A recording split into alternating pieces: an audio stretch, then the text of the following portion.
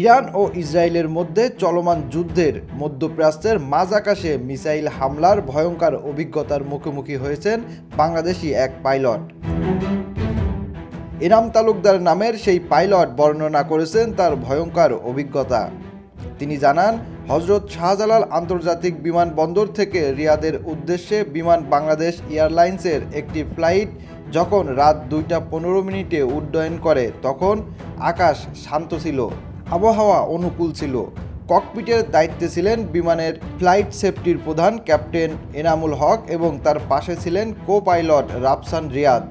Captain Enamul বলেন, Bharat, Oman ও সংযুক্ত আরব আমিরাতের আকাশসীমা পেরিয়ে আমরা বাহরাইনের দিগন্তের কাছাকাছি পৌঁছালাম।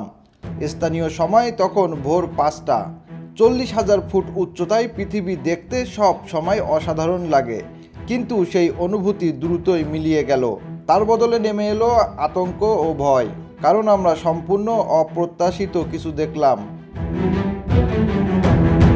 তিনি আরও বলেন, আমাদের বিমান পারস্য উপসাগরের উপর দিয়ে যাচ্ছিল।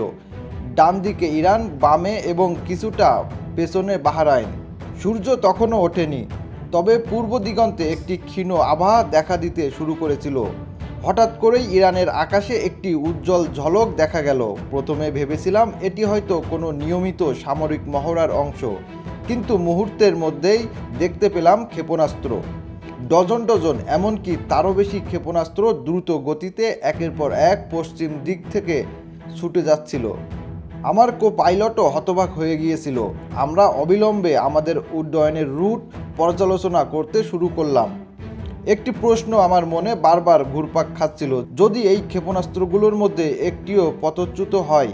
এই চিন্তায় আমার মেরুদণ্ড দিয়ে ঠান্ডা স্রোত বয়ে দেওয়ার জন্য যথেষ্ট ছিল। একজন অভিজ্ঞ পাইলট হিসেবে তিনি এর আগে উচ্চ ঝুঁকির পরিস্থিতির মুখোমুখি হয়েছেন, কিন্তু এমন কিছু কখনো নয়। আকাশ জুড়ে জ্বলন্ত তীর ছুটে যাচ্ছে আমাদের বিমান থেকে মাত্র কয়েক মাইল দূরে। কর্মীরা দ্রুত নিরাপদ দূরত্ব বজায় রাখতে তাদের গতিপথ পরিবর্তন করেন এবং অবশেষে রিয়াদের নিরাপদে অবতরণ করেন।